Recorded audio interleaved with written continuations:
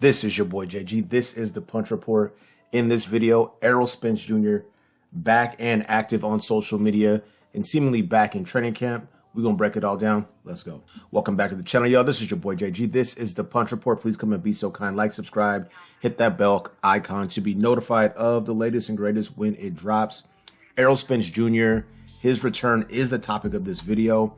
First and foremost, shout out to you guys. Happy New Year 2024. Recently just bought a house, so I had to move the setup and to get reestablished. So we're mostly up and operational, so the content will start to flow again. Now that we've gotten that out of the way, Errol Spence Jr. Sent out a series of tweets last night. And before we get into that, he put out a video, I believe, last week, really just highlighting the time he spent with the family, that he's in good spirits, that he's doing well. Another video that also dropped was seemingly him leaving the hospital after his surgery for cataracts. I didn't look at his social media to see if that was a real thing or confirmed or not. I saw a couple of videos that dropped on that yesterday. If that is indeed the case, that he had compromised vision going into that bout, he alludes to not being able to see jabs and hooks. You know, that can be a contributing factor.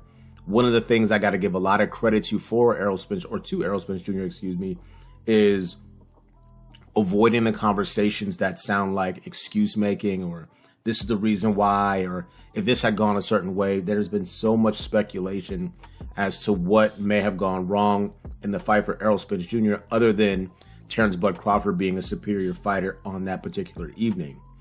At this point in time, enough time has gone by for me where I feel comfortable stating that for me, in my eyes, it was clear that Errol Spence Jr.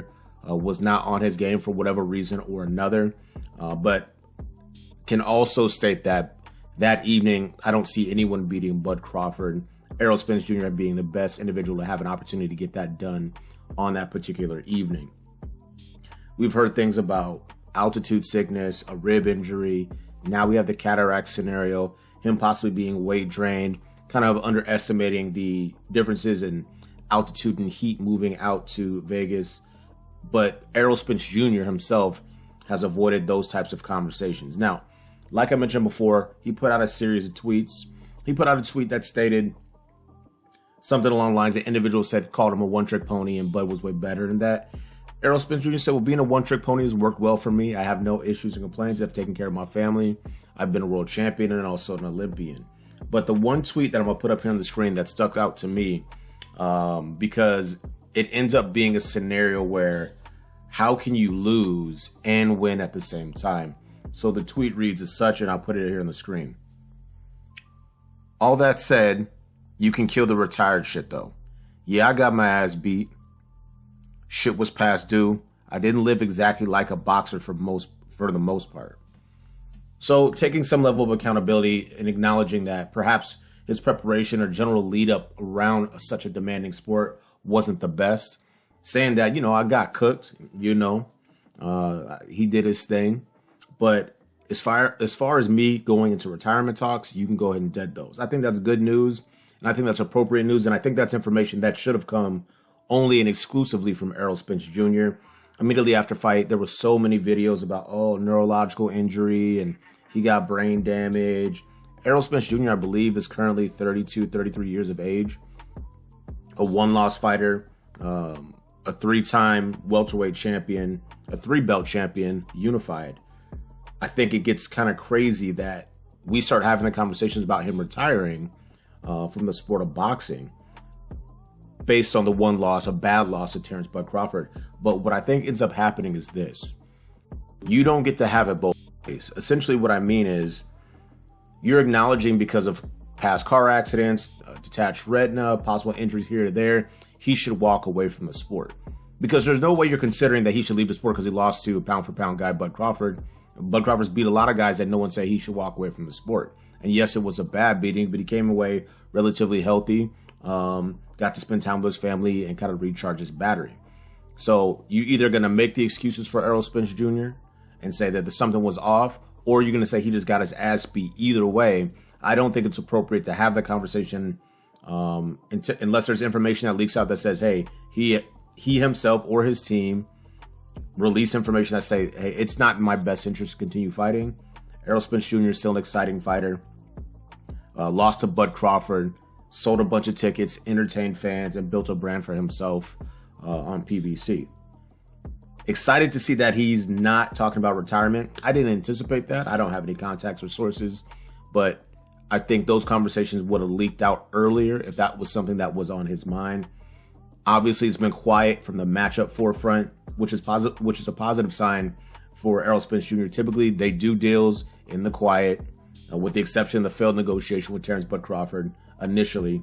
But they do things behind scenes, and then they announce fights, and they put on good cards. I'm excited to see what's next for Errol Spence Jr. upon his return. Good to see him back and active on social media, interacting with fans. And I guess I'm curious, what do you all think? As fans of boxing, as fans of this fighter, Errol Spence Jr., former 147-pound unified champion, what's next for him? What's on the table? Obviously, we know that he was interested in re-engaging or activating his rematch clause with Bud Crawford. There was some back and forth about that as well. The history is, well, 147 was where the bout took place. The winner gets to stipulate where it takes place next. Errol Spence Jr. stated at the presser immediately after the fight he would love to do that fight at 54. It's since been revealed that 54 is going to be the option for Errol Spence moving forward. If Bud Crawford went against his word and forced Errol down to 147, that's his prerogative. Not sure it's the best look, but would Errol Spence Jr. challenge himself to cut down again to 147 pounds to take on a Terrence Bud Crawford? For an early fight breakdown from me, the fight does look different the second time around, because it can't look any worse than getting knocked out brutally in the first round inside of 40 seconds for Errol Spence Jr. Full disclosure, I chose Errol Spence Jr.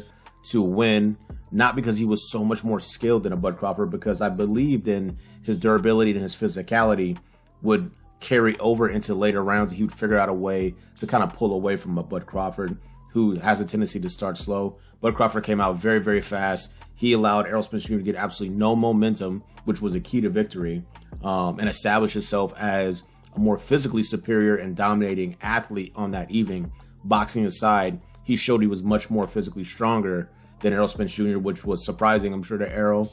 And for those who had studied this fight, there was a reason it was a 50-50 bout, but a result is in hand. At 154, I do see the fight being different if it does take place at 54. But one of the realities of this situation is I felt like Bud Crawford didn't look super great himself leading up to the fight as far as a weight, his weight cut was going. So he also is being given the opportunity to be fuller, be healthier, rehydrate appropriately, and be physically strong.